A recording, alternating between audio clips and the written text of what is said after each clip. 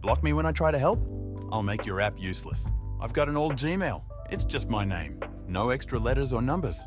This means I get emails intended for someone who has the same name, just added their middle initial or a number to their email. But someone fingered it, sometimes the owner of the email itself. I always try to reach out to the person so they can correct the issue, or if needed, the company that's trying to contact them.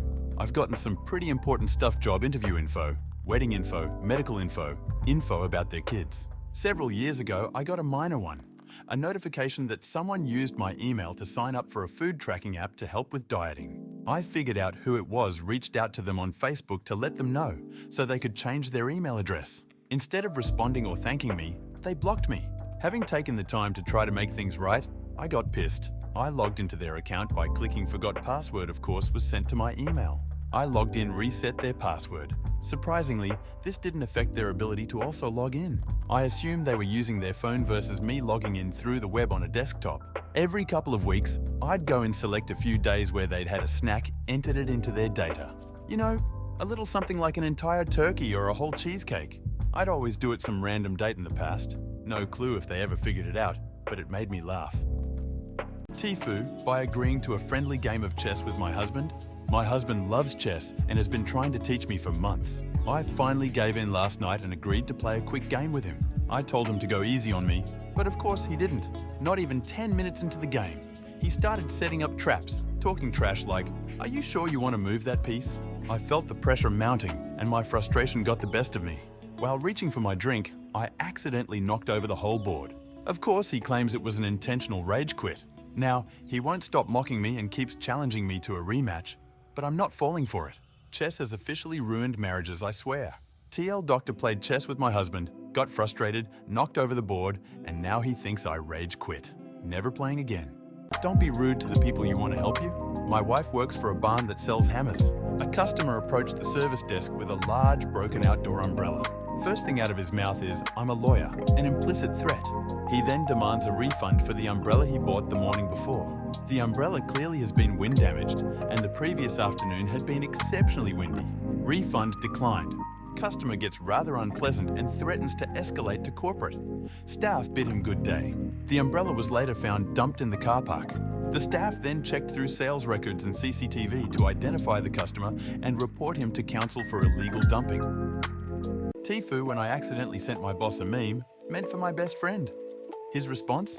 Legendary. So, I was texting my best friend about how our jobs have been extra stressful lately.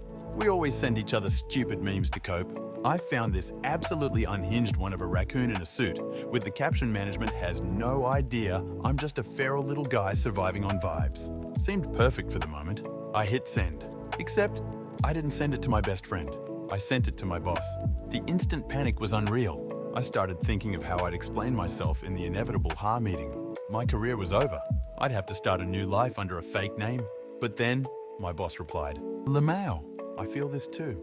Let's move our meeting to 3 so we can both survive on slightly better vibes." I think I just became my boss's favorite employee. Or at least I'm safe for now.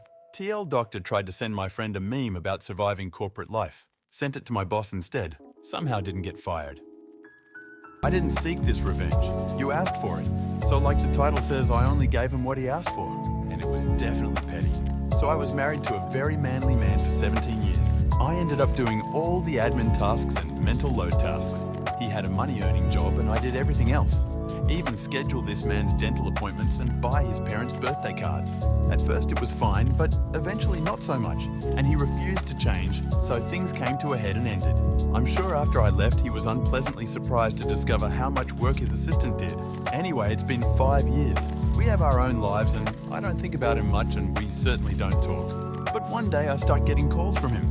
He explains to me that he never removed me from his home and auto insurance and says they won't remove you unless you call. He is pissy and keeps calling me and saying, I have to do this right away and being very rude. It's been 5 years and now it's an emergency? Okay. He ends up calling me every day for a week and saying I've created a problem for him. I called the company and the woman on the phone says, no, we totally would have removed you.